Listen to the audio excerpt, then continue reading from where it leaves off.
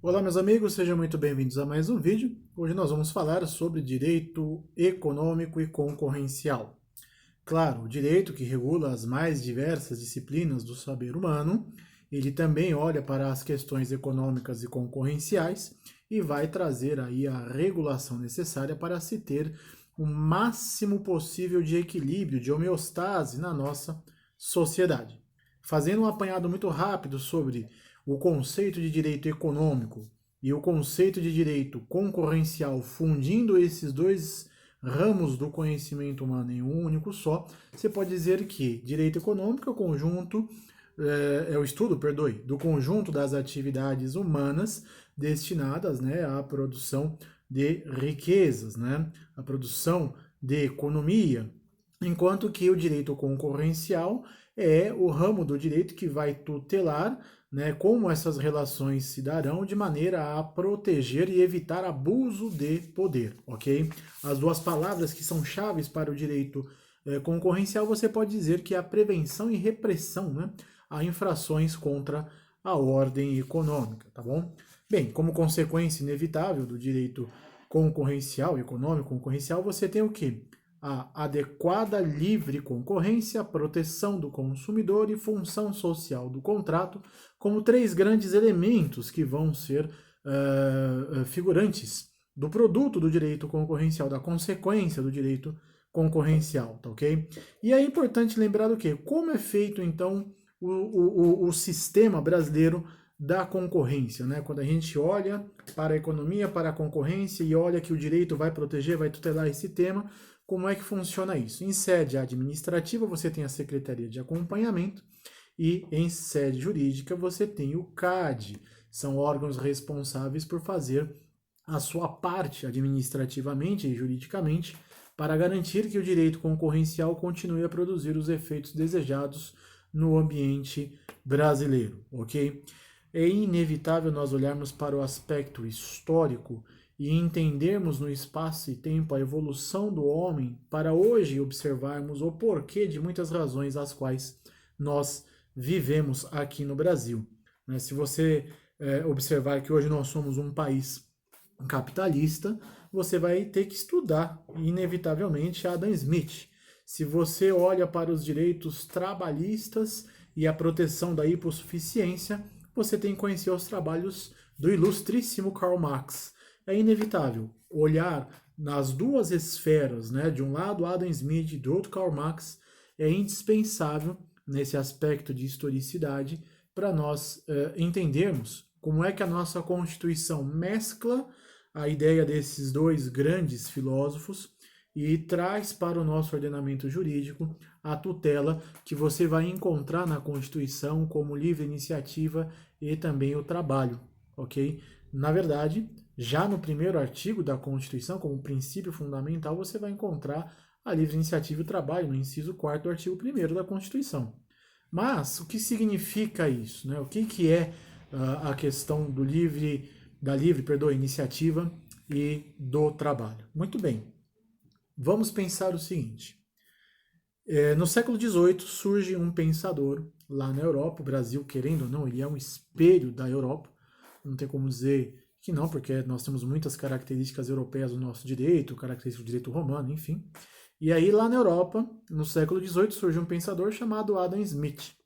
À época, a Europa ainda era muito agrária, então não tem como dizer que o principal ponto da economia europeia era, na ocasião, a produção agrícola.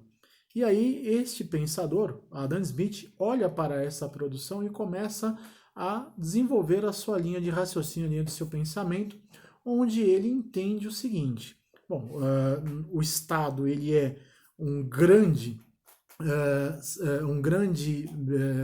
uma grande entidade, vamos dizer assim, de regulação do poder, que vai determinar como as coisas acontecem ou não, e ainda assim ainda é assim que acontece hoje. O Estado é o responsável por editar leis, nós sabemos disso. E, não obstante, ele diz o seguinte: bom, todos somos livres para sermos donos do meio de produção. Então, a produção da Europa, à época, ela deveria respeitar o quê? A livre iniciativa e o livre mercado. O mercado se autorregularia, o que ele viria a chamar de mão invisível. Isto é, vários produtores que regulariam mais ou menos o mercado para atender a necessidade da demanda consumerista. Claro, não como hoje nós temos. Hoje a gente fala de escala industrial, né? A gente vive aí a era da revolução tecnológica, mas ainda lá na Europa do século XVIII, quando a produção, né, o cerne, né, o centro da economia era a produção agrícola, Adam Smith já olhava para aquilo. E aí, evidente, existe o poder monopolista do Estado de dizer as coisas, mas ele dizia que poderia sim, né, a própria economia se autorregular sem a necessidade da intervenção do Estado, ou com a intervenção mínima possível, para que a livre concorrência ali estivesse estabelecida. Então ele já trazia a ideia de livre mercado, livre concorrência, todos somos livres para sermos donos do meio de produção, que é uma premissa capitalista. Claro, o objetivo do vídeo, volto a dizer, não é entrarmos numa discussão aprofundada de capitalismo e socialismo, não é essa a questão política proposta do vídeo, mas é importante você ter uma noção lato sensu, isto é, superficial, para entender o porquê de nós estudarmos direito econômico concorrencial, ok? Para olharmos lá para a Constituição e entendermos o que significa livre iniciativa e trabalho no inciso 4º do artigo 1º. Muito bem. E aí essa ideia começa a ganhar corpo, começa a evoluir, começa a ganhar forma. Vem o século XIX, grandes revoluções foram acontecendo, né? E nesse meado vem a Revolução Industrial, e aí os grandes produtores deixam de ser agrícolas e passam a ser industriais, né? A produção em larga escala. Essa produção em larga escala, decorrente, né, da Revolução Industrial, ela começa a trazer o novo detentor do poder, que eram os grandes empresários, que tinham maquinários para fazer a sua produção acontecer, né? Seria o que o Brasil chamaria um dia de senhor dos engenhos. Muito bem, essa produção ela começa a ganhar uma escala imensa, né? A revolução das máquinas, que vinha trazendo os homens do êxodo rural para os centros produtores, ela começa a trazer uma produção em massa, uma produção muito forte, uma produção muito grande, e os homens, evidente, não tinham uma tutela jurisdicional como hoje nós temos na proteção do trabalho. Um grande pensador que veio surgir posteriormente, chamado Karl Marx, compila no seu livro O Capital uma crítica que ele faz aos meios de vida, que ali estavam impostos pelo que ele viria a chamar de opressor. Isto é, o seu empregador, ele ganha muito mais do que você e sofre muito menos que você. Por mais que você ganha, ele ganha muito mais. Que Karl Marx viria trabalhar no conceito de mais-valia, que é o que o seu empregador ganha a partir da sua força de trabalho, né, e não paga para você uma equivalência equilibrada. E aí a política capitalista, como eu falei, não é objeto do nosso vídeo, mas só para você entender, uma das premissas do capitalismo é o quê? Lucro infinito. Não é? Todos somos livres para sermos donos do meio de produção, lucro infinito, produção incessante, enfim, mais e mais. Karl Marx olha para esse cenário, começa a enxergar trabalhadores em condições subhumanas, mortes exacerbadas, desproteção e entre outros tantos fenômenos que prejudicavam a classe trabalhista, classe essa responsável por manter no topo da pirâmide econômica o opressor na figura do empregador. E por que opressor? Porque ele de fato oprimia. Né? A pessoa precisa viver, para viver ela precisa de dinheiro, para ganhar dinheiro ela precisa trabalhar. Então ela tinha que se submeter às condições subhumanas de trabalho, de produção, para poder oferir a renda mínima necessária para poder subsistir. E aí Karl Marx faz diversas críticas, dizendo que realmente o opressor ele acabava com as condições salubres, idôneas e adequadas de vida dos homens, das pessoas que trabalhavam. E aí uma grande discussão filosófica sempre começa, e aí não tem jeito, né? Sempre tem lá o capitalista de direita, o socialista de esquerda, eles não se entendem, enfim. Vem a nossa Constituição, e que me parece muito coerente, com uma premissa de capitalismo humanitário que diz o seguinte: eu, Brasil, tutelo a livre iniciativa. Eu permito que você, se desejar, seja um dono do meio de produção. Mas isso não acontece em detrimento da classe trabalhadora. Isto é, nós também protegeremos os trabalhadores. Daí a grandeza do nosso artigo 1º em proteger o quê? A livre iniciativa de um lado e o trabalho do outro, buscando uma homeostasia, buscando um equilíbrio entre esses dois polos, para que haja uma vida mais adequada possível à nossa sociedade, que me parece ser um grande avanço e um grande marco da nossa Constituição em proteger o trabalhador brasileiro nisso. Importante destacar, né, que nós temos grandes diplomas aqui no Brasil, como o Código Civil, que também protege várias questões que são de interesse da classe menos favorecida, do hipossuficiente, ok? E a nossa Constituição, ela é promulgada em 2002, ela já é feita à luz da Constituição de 88, o que não acontece em alguns países na Europa, que tem um Código Civil, por exemplo, secular, de 200 anos, de 100 anos, e aí no ato de emanar a sua Constituição posterior ao Código Civil, tem que se ter muito cuidado, porque, evidente, para nós falarmos sobre Constituição, que é o principal documento normativo de um país democrático e civilizado, nós precisamos antes entender a questão da hierarquia das normas, um estudo feito pelo ilustre Hans Kelsen, que traz o quê? Uma pirâmide, certo? Uma pirâmide que escalona a hierarquia das leis. Então, perceba, Hans Kelsen dizia o seguinte: existem normas inferiores subordinadas a normas superiores, que são subordinadas a normas mais superiores, até você chegar na norma mais alta, que manda mais. E, evidente, seria essa norma a Constituição, e acima da Constituição ele vai falar da norma fundamental hipotética, não é objeto do nosso vídeo, não vamos entrar nesse tema. Mas só para você entender, a teoria da hierarquia das normas, ela traz o que? Uma norma maior não pode ser violado por uma norma menor. Isto é, a Constituição não pode ser violada pelas leis federais, leis estaduais, leis municipais, atos normativos, normas, enfim. Então a Constituição ela tem sempre que ser preservada. E por isso, né, já mostra o nosso Estado, o grande senso democrático promulgado na Constituição, em trazer a tutela da livre iniciativa e a tutela do trabalho, né, da proteção do trabalho. Você chama isso de constitucionalização do direito. O que é a constitucionalização do direito? É você ter a Constituição como principal instrumento normativo e que deve ser o mais alto grau e também o mais respeitado, ok? E essa ideia que eu falei para vocês sobre os trabalhos de Adam Smith, ele escreve, só para você ter conhecimento, um livro chamado A Riqueza das Nações, em que ele olha o que a nação produz, né, e aí ele começa a trazer a ideia de livre concorrência, de livre mercado, enfim. Então, o que acontece? Para Smith, a maneira de solucionar o impasse da discrepância entre classes seria aquilo que eu estava falando, que é a mão invisível, o mercado se regular sozinho, regular com a livre concorrência, né? E aí isso foi ganhando uma forma muito violenta, vem a Revolução Industrial e explora o trabalho de forma predatória, isso é um fato, né?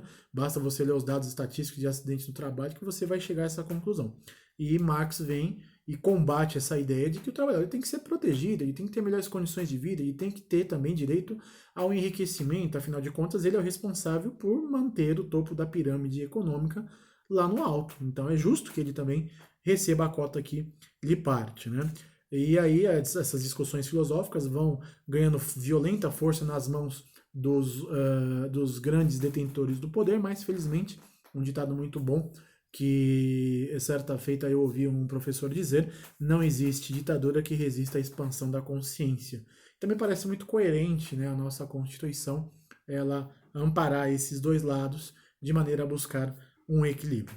Ainda no aspecto histórico da questão econômica do tema, nós temos a Lei Sherman, que foi promulgada lá nos Estados Unidos e que se tornou um grande marco regulatório do direito concorrencial, buscando aquilo que eu falei, coibir, né, abuso de poder, buscando trazer equilíbrio, né?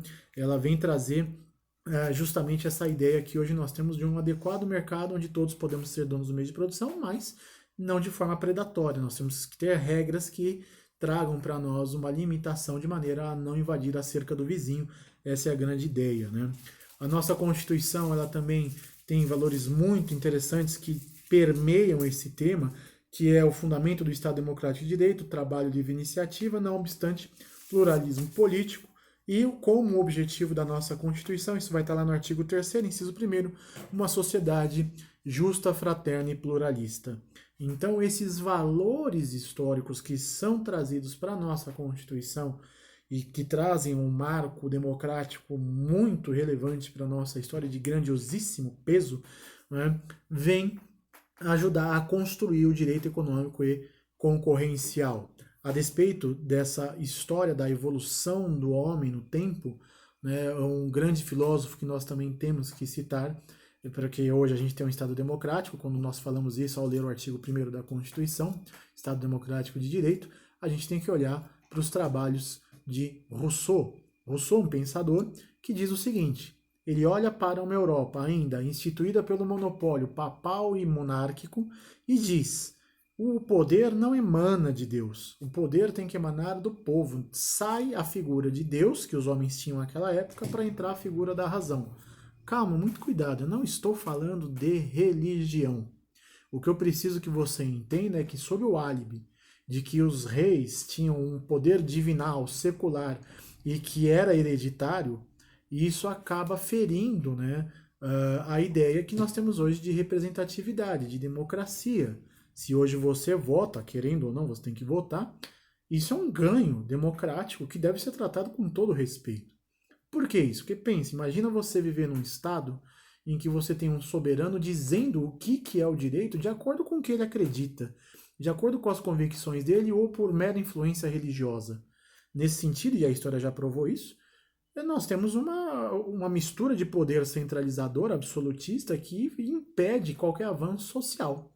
Estou falando de uma monarquia que não é pautada em aspectos democráticos, que é possível ter uma monarquia democrática. Se você olhar hoje para o Reino Unido, você vai encontrar uma monarquia que tem no parlamentarismo uma forma bastante democrática de tratar a sua política. Mas, olha Rousseau para esse absolutismo monárquico e papal e diz: não, o poder não emana de Deus, porque sob esse álibi vocês aí do poder se mantêm e trabalham o poder para vocês mesmos. Negativo, o poder tem que emanar do povo. E ele traz uma ideia de contrato social. O que é esse contrato social?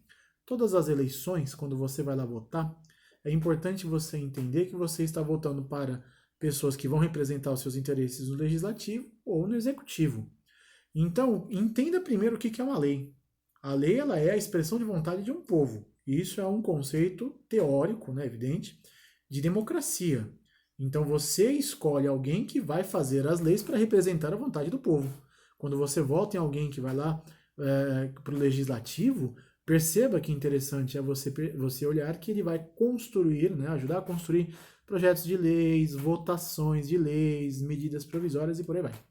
Então, se é verdade que você escolhe alguém para representar a sua vontade na emanação de leis, você tem um contrato com essa pessoa. Essa ideia é a ideia de Rousseau. Nós temos um contrato social com representantes que vão lá representar a nossa vontade, que vão representar o nosso interesse, nós, povo, o interesse da maioria. No Estado democrático de direito, é assim que a coisa tem que funcionar. Não cabe espaço para absolutismo, autoritarismo ou qualquer tipo de imposição arbitrária, ok?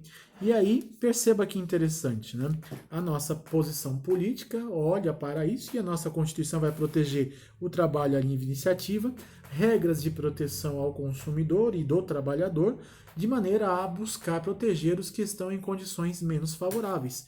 Então, a nossa Constituição ela olha para trás, pega todo esse aspecto histórico evolucionário de capitalismo, socialismo, Rousseau com contrato social, de representatividade, né, o contrato social de a gente colocar pessoas lá no legislativo para representar a nossa vontade e votar, e cria um documento normativo que é o principal de todos eles, estou falando da Constituição Federal. Então perceba, fazendo um resumo disso tudo que eu falei, Adam Smith e Karl Marx, de um lado capitalismo, de outro lado socialismo, né, desenvolvimento da ideia de livre mercado por parte do Smith, a partir da riqueza, a partir da obra Riqueza das Nações, depois a ideia dele mesmo do Estado se regular com a questão da mão invisível, e aí se discute a questão do Estado diante a essa possível desse possível abuso de poder resultante da livre iniciativa, e o Estado vem como um regulador social, e é isso que nós temos hoje, leis estão aí para isso, ok? A despeito disso, a Lei 12.500 29, ok? E de outro lado vem Karl Marx com o trabalho ao capital para mostrar que existe o oprimido que merece a tutela jurisdicional também, que merece melhores condições de igualdade e tudo mais. A lei Sherman, que traz a questão da proteção da livre concorrência, coibir o abuso do poder e evitar que as pessoas estejam em pé de desigualdade na hora de concorrerem entre si. Então, guarde com você essas ideias históricas para poder entender que se hoje é verdade que a nossa Constituição, não obstante a Lei 12.529, e agora mais recentemente que já foi sancionado pelo atual presidente, a medida provisória 881 da liberdade econômica, são fatos, são fenômenos que o nosso país olha no passado, busca trazer o maior equilíbrio possível e vem trazer a proteção à livre concorrência. Ou seja, é possível sim sermos donos do meio de produção, mas existem regras para isso. Se eu não sou dono do meio de produção, se eu não sou empresarial, se eu não sou industrial, se eu não sou milionário, eu tenho que trabalhar. A nossa Constituição também protege o trabalhador. Dá uma olhada lá no artigo 7º que você vai ver isso. E aí, todo esse arcabouço constitucional protege os dois lados, olhando o aspecto histórico evolucionário da coisa, para trazer aí a questão do direito econômico concorrencial, protegendo a organização da atividade econômica e evitando abuso de poder e coibir fraudes ao sistema econômico, de maneira que todo o interesse social esteja preservado, tá bom? Eu espero que vocês tenham gostado deste vídeo. Pela atenção, muito obrigado e até o próximo vídeo.